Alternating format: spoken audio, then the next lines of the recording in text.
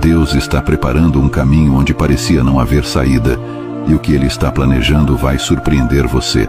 Se você tem esperado por um sinal ou uma resposta, saiba que o momento chegou.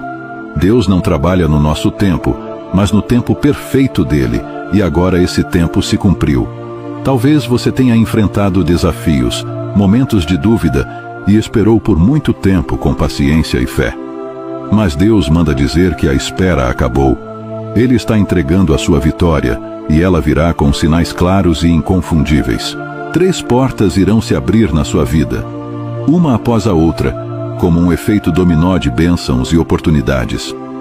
Quando você olhar para trás, reconhecerá que cada passo, cada luta e cada lágrima fizeram parte do plano de Deus para trazer você até este momento.